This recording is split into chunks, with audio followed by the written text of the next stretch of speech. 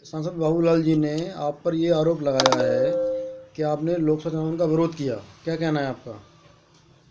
माननीय बाबूलाल जी हमारे माननीय सांसद हैं, हमारी पार्टी के सुयोग्य नेता हैं। उन्होंने मेरे बारे में जो टिप्पणी की है, मैं उसको उन्हीं के मानस पर और उनके विवेक पर ही छोड़ता हूँ।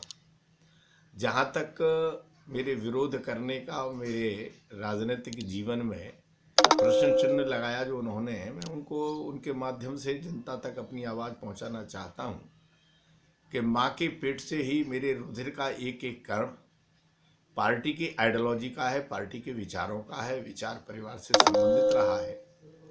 मैं सपने में भी अपनी पार्टी के विरोध करने की बातों को सोच भी नहीं सकता, करने की बात तो बहुत दूर है। मैंने इस पार्टी के लिए बीज बोए हैं, अपने शरीर के रक्त को पसीने में तब्दील करके मैंने पार्टी को देहात में खड़ा किया है।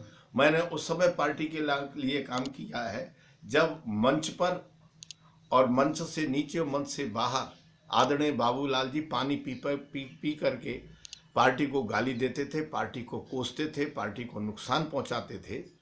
उन दिनों में पार्टी की बहबूदी के लिए काम करता था और देहाती क्षेत्र में जाकर के पार्टी के लिए काम करता था। बाबूलाल जैसे अनेक कार्यकर्ताओं की आलोचना को पानी की तरह से पी करके मैं पार्टी को खड़ा करता था, पार्टी को सींचता था। इसलिए सपने में मैं नहीं सोच सकता, चाहे बाबूलाल जी हो चाहे कोई और हो, पार्टी का विरोध करना, कमल के फूल का विरोध करना तो मेरे लिए इससे बड़ा पाप कोई नहीं हो सकता।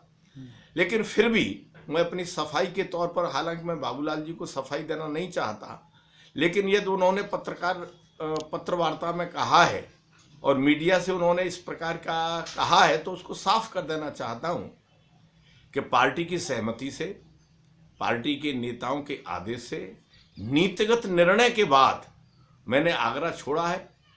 मैं सबसे पहले श्रीमान संजीव बालियान के चुनावी क्षेत्र में मुजफ्फरनगर रहा। मुजफ्फरनगर के बाद में कानपुर माननीय मुरली मनोहर जोशी के निर्वाचन क्षेत्र में रहा। उसके बाद माननीय प्रधानमंत्री श्रीमान नरेंद्र मोदी जी के क्षेत्र में कानपुर बनारस रहा। जब चुनावी बिगुल बिल्कुल शांत हो गया, तब अंतिम चरण के समापन के बाद मैं आगरा की धरती पर आया।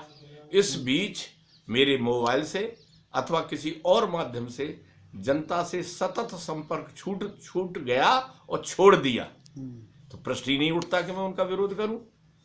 मानस से नहीं कर सकता, स्वभाव तय